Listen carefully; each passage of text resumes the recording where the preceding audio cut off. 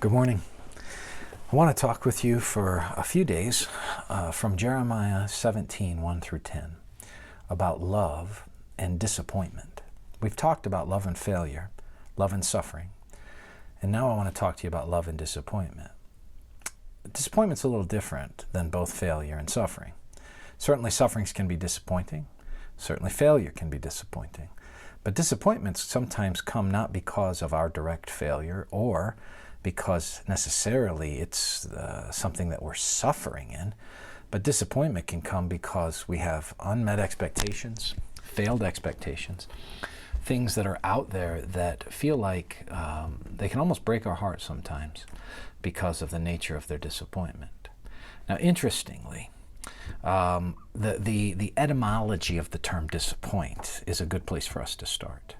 To disappoint means you are taking away the appointment of something.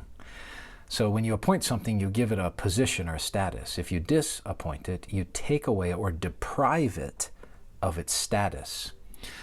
So the basic thing with disappointment as we start is to think in terms of a deprivation.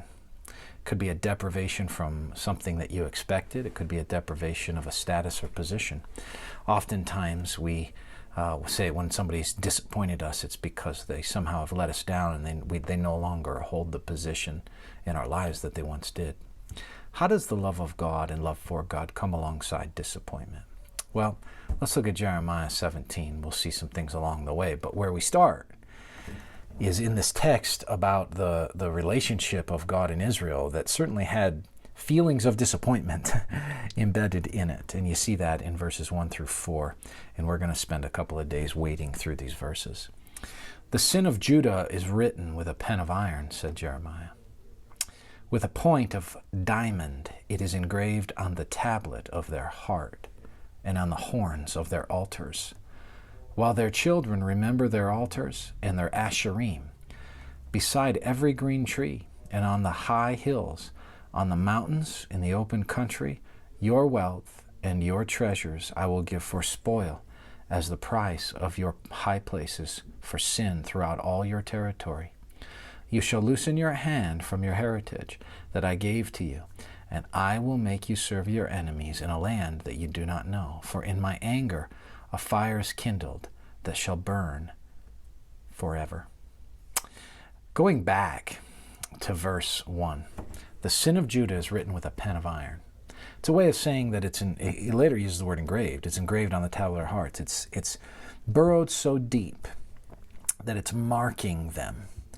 It's marking, it says, on their heart and on the horns of their altar. I want to take just that first idea of their sin is marked on their heart. Their sin is marked on their heart.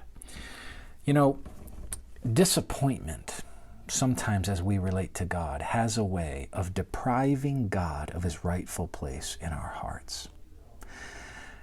When you're disappointed, you can look and be disenchanted with God and deprive him of his rightful place in your heart. Israel did that. Now, Israel did that and it manifested in sin.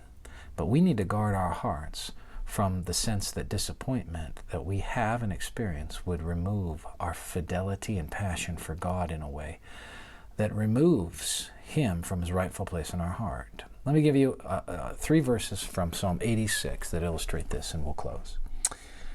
Teach me, this is Psalm 86, 11 through 13. Teach me your way, O Lord, that I may walk in your truth. Unite my heart to fear your name. I give thanks to you, O Lord my God, with my whole heart.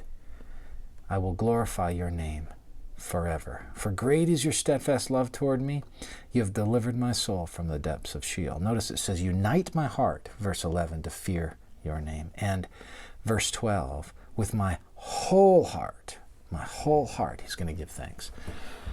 The idea here is, the Lord, I'm not depriving you.